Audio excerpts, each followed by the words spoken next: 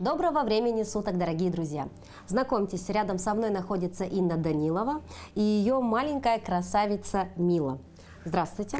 Здравствуйте! Неспроста сегодня наш домашний питомец находится с нами в кадре, ведь сегодня мы будем говорить именно о ней, а точнее о ее гардеробе. Инна очень любит Милу и шьет для нее потрясающие наряды.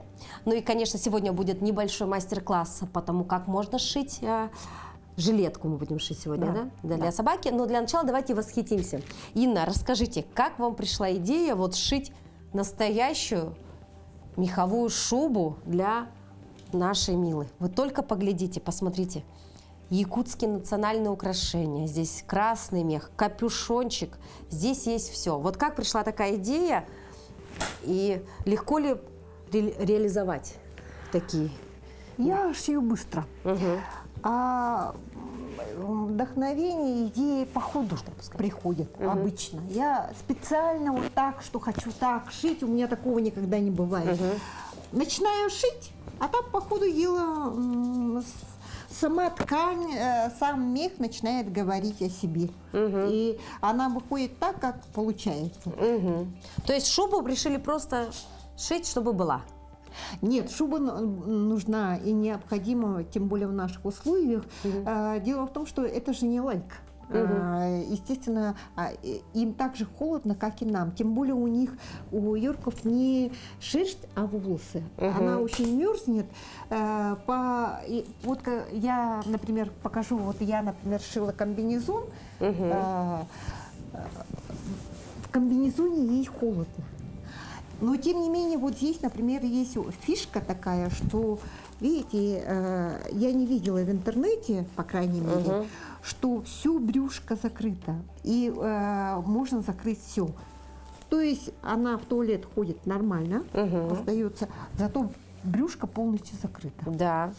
А в шубе не получается так сделать, потому что все-таки, когда шубу шьешь в виде комбинезона, я тоже так пробовала, то дискомфортно при движении. Все-таки свобода движения для собаки, я важна, думаю, главное. Да? Хорошо. То есть шубку шили. Так, помимо шубки у нас есть красивые вот такие жилеты. А жилеты-то, посмотрите, какие. В каком-то скандинавском стиле, я бы сказала.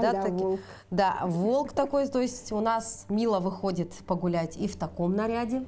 Ну, подождите, у нас же еще есть самое красивое. Это, посмотрите, одно из самых лучших работ. Это якутский у нее есть национальный костюм. Это бастыня. Это вот на поводок, на ошейник одевается. Вот здесь, видите, резинка. Вот эти. И получается у нее, тогда не падает. Вот такая красавица выходит у нас на эссе. Потому что головной убор все-таки собаки не любят, и всегда получается, что они скидывают. Да. А тут не получится скинуть. Потому что она закреплена за ошейник. Да.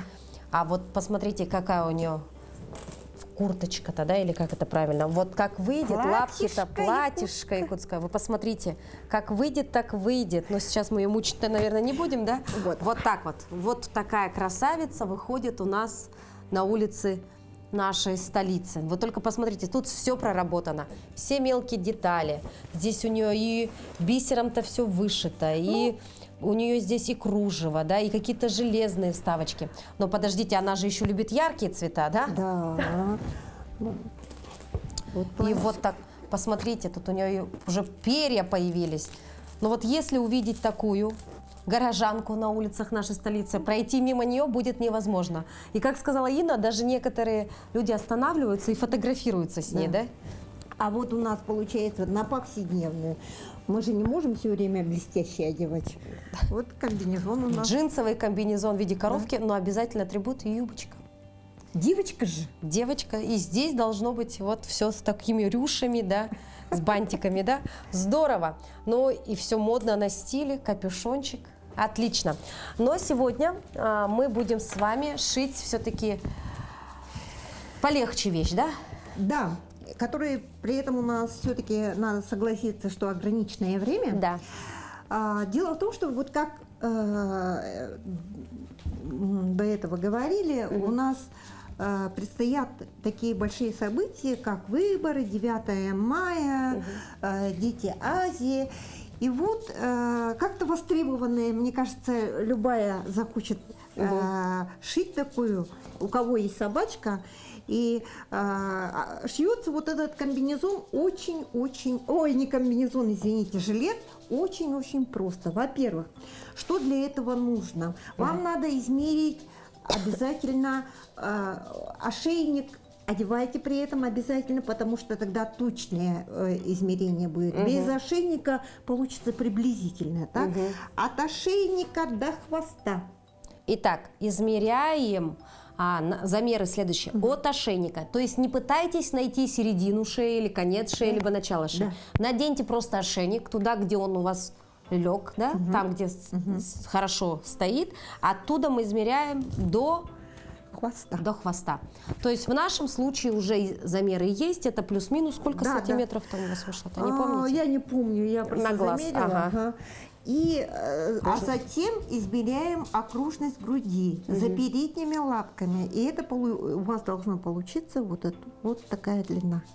Вот здесь. Понятно, да? Затем не забудьте, у собак нет плеч, как у людей, то есть у нас плечи, поэтому это я на глаз, и не ошибетесь. Просто надо вот окружность лапок передних, примерный, и, значит, должны быть очень покатые, почти стоящие плечи. То есть вот это тоже на глаз? Да, на глаз. Это на глаз делайте. Потому что это примерно делается, и не ошибетесь. То есть, когда как у человека вот так будет, где-то плечо, так идет, у собаки практически вертикально. То есть чуть-чуть все равно наклон делается. Ну, практически прямой угол, да, наверное, там сколько, 15-20? Да, тогда чуть-чуть, да, с наклоном все равно. И окружность, вот потом лентой можно измерить, и получается окружность шеи. Как мы ее измеряем? По ошейнику. Какой ошейник, такой этот. Получается окружность. И после, значит, мы должны... Вот, кстати, очень удобные такие штучки у меня есть. Значит, что делаем? Закрепляем вначале, чтобы ткань туда-сюда не бегала.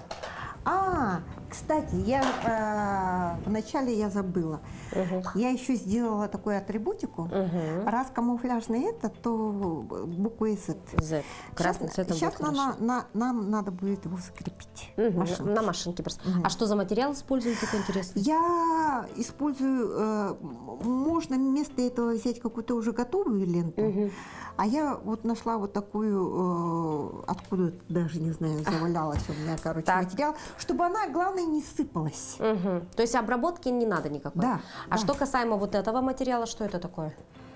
Камуфляж мы взяли. Это камуфляж, это в любом магазине вот тканях продается. От палаток, мужских этих, брезент обычный получается, только камуфляж. Вот такого плана. Сейчас мы вначале закрепим, да? Или это понятно, мы не будем делать? Прострочим обязательно. Прострочим. Да. И затем, значит, у нас надо, вот такая у меня есть, хорошие такие, кстати, на Алиэкспресс покупала, если кому интересно, очень удобные закрепки, прищипки такие, чтобы потом по 10 раз не бегать. Вот прищипочка. То есть, понятно, по ходу дела потом убираем, когда шьем. А вы зачастую все это делаете на глаз, да, примерно? Да, потому что это же несложная, я считаю, это выкройка. Абсолютно по ней же. Мне нужно, чтобы ей самый раз было. И я на свой страх и риск. Тем более, когда собаке шьешь, не боишься ошибиться. Можно и ошибиться, потому что это же не человек. Проб и ошибок. Все пробуется. Ну вот смотрите, я бы, например, сделала вот так, вот плашмя бы сделала и вырезала бы так. А вот вы сделали правильно, вот от плеча, да, то есть плечо учли, и из-за этого у нас уже вот получилась такая волна, да, здесь вот. Ну, то есть выпуклость, потому что собачки ждут. Нужно же объемчик здесь. Ну да. Ну, естественно, я бы... Вы знаете, те, которые хотят, чтобы точная была выкройка, у меня есть очень хороший вам совет. Бывает, мы много покупаем для своих питомцев одежды, но она все равно приходит в негодность. Все равно одежда вечная не бывает, так? Вы ее не торопитесь выбрасывать. Просто распарите. Вот вам и готовая Выкройка. Правильно, лайфхак. По ходу дела.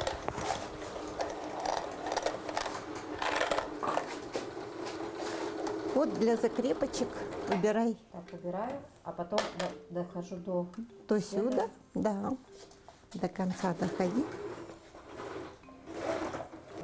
Там у тебя плечо еще осталось, бок остался. Да, до конца и возьми плечо. А эти не надо было завитушки делать? Как это называется? Закрепки не надо, мы потом как есть, так есть. Приподнимем, оставим и погнали дальше. Берем скрепку, отправляем и идем дальше. Так, вышло. Теперь здесь. Все легко и просто. Так, все по кругу, да по кругу. Простота и гениальность. Да, просто нужно придумать идею и чтобы появилось желание.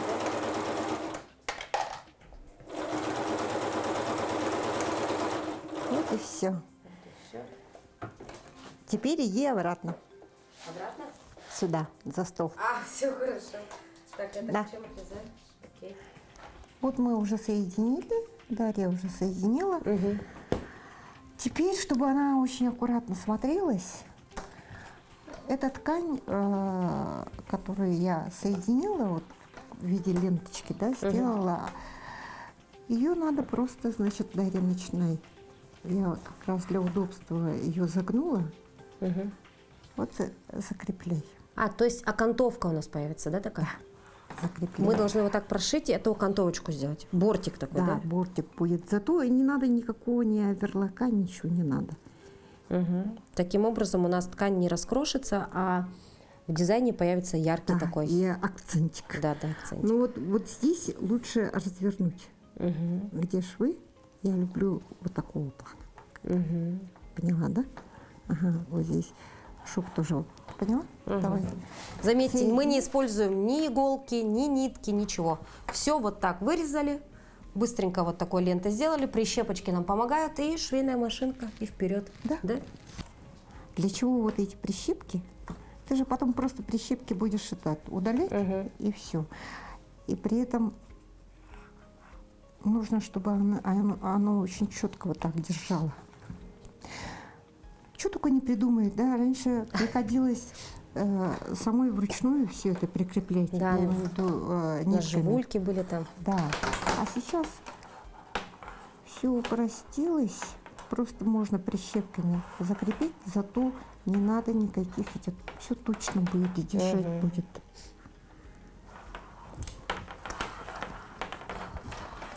И тоже все вот по кругу, начиная с нашей стороны, да? Нет, мы по низу сделаем, а потом горловину сделаем. И только после, чтобы это закрыть, Да. этот участок, а потом уже по бокам будем делать. Ладно?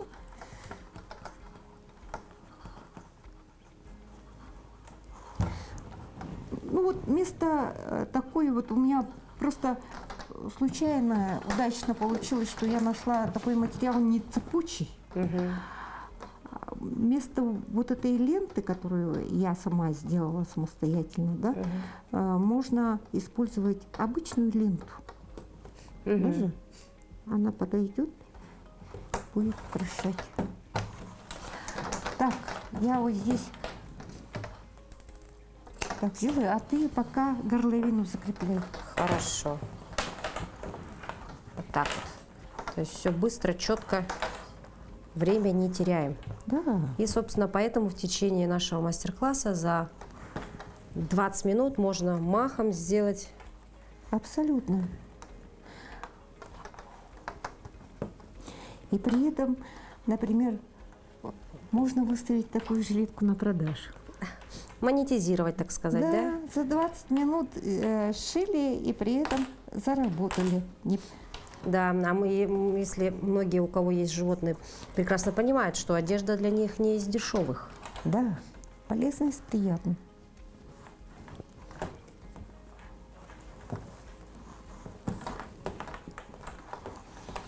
Так, вот тут у нас с поворотами немножечко сложнее будет. Здесь. Тебе надо будет сейчас, чтобы по краю строчка шла. Ну, не посередине делай, а то торчать будет, поняла, да? Ты шьешь. То есть вот так вот по краешку.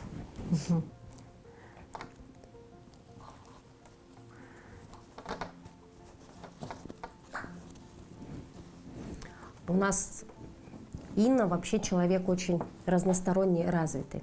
Вот занимается шитьем, мы видим, какие красивые, да, она создает костюмы для своего питомца. Помимо этого, она увлеченно занимается бисероплетением. Ее работы восхищают многих.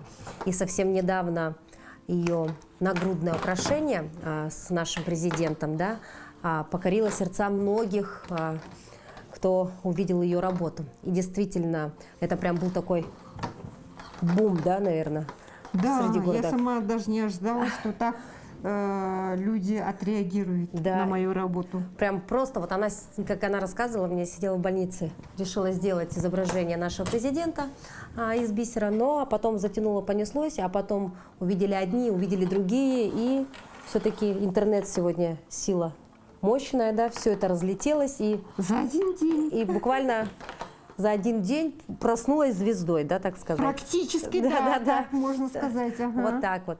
Помимо этого у нас Инна занимается фитнесом. И еще у нее есть байк. А в прошлом она была музыкантом, то есть она преподавала. У нее был хор мальчиков, правильно? Я, когда приехала сюда, в Якутию, то есть я училась в Ленинграде с маленьких лет, я когда сюда приехала, то я начала преподавать на музыкальном отделении в ЕПУ-2, в пединституте, а потом была художественным руководителем президентского хора мальчиков. Да. А такой был, да, у нас президентский хор мальчиков, да?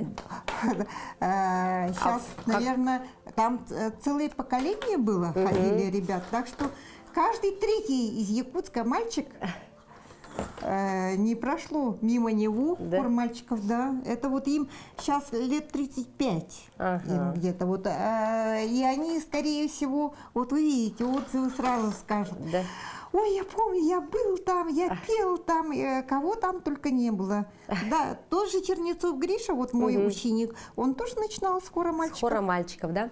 Но потом почему-то Инна решила, что музыка музыкой, свое она отдала, детям передала свои знания, собственно, петь они умеют, но она решила стать, не поверите, мастером по тату. Представляете? Да. Открыла свой салон, я вам больше скажу. Открыла, стала успешным художником, мастером. Потом ей вдруг захотелось стать парикмахером. И здесь она достигла своих высот, потому что она стала таким топовым мастером. И ваши модели выступали, да, на показах? Да, вот неделя моды, Золотой лотос, мы там занимали первые места. По парикмахерскому искусству, да? Да, да. Вот так вот. Ну а сегодня вот уже на пенсии Инна все не может никак успокоиться. Да. Вот, да. Пожалуйста, одежду шьет и сразу стала звездой. Из бисера стала шить, опять звезда. Я думаю, летом мы ее увидим на байке, и опять во всех пабликах опять у нас будет Инна на байке. В общем, вполне возможно. А почему нет? Вот представляете, этому человеку, мне кажется, ее идеям нет конца и края.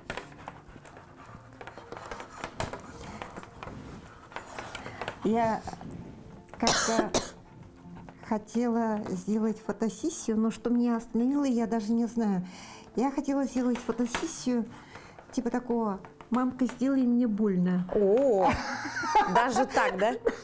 Хотела, у меня есть такие, которые забитые во все. Я хотела с ними сделать.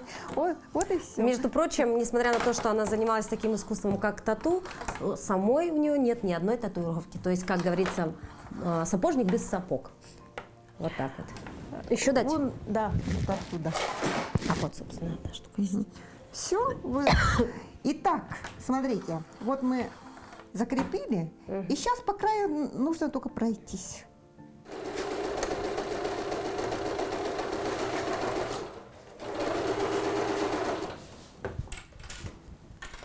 Если что, вот. Хорошо.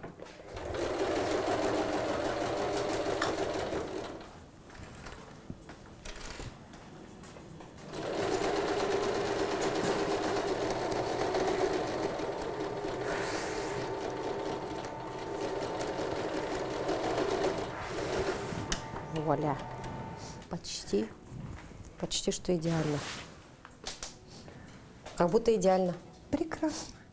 Ну, а кантовать рукава, вы уже поняли, система такая же абсолютно. Поэтому раз мастер-класс, нужно, чтобы люди просто поняли, как это Да, делается. Берем застежку, это липучка. Тоже. Также прикрепляем прищепками. Наши чудо-прищепки, да? Да, абсолютно. То есть с молнией нужно повозиться немножечко, да? Да. Пуговицы тоже проблематично как-то. Вот липучка спасения, да, в этом случае? И при этом очень удобно при ношении. Просто взял, оторвал, одел, очень удобно. И абсолютно по квадрату идете, тоже так же прошиваете. Я сейчас покажу даже, как вот она у нас еще не прошита полностью. Но мы уже покажем, как на ней будет. Вот она, наша Мила. Итак, Мила, давай примерим наряд. Женская участь, она такова. Все время примерки, что не сделаешь ради красоты. Итак. Опа, подожди. Ой, боже мой. И она так смирно лежит, скажи, с такой хозяйкой, у которой столько идей. Да? Там выхода нету. Выхода нет.